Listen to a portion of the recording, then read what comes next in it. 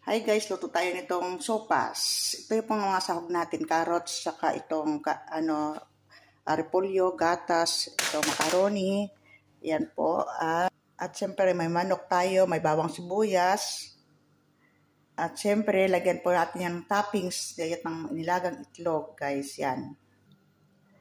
Yan po, lagay na natin itong sibuyas.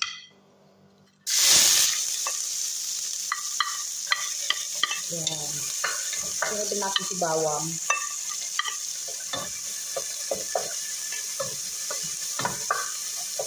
At syempre, itong ating manok.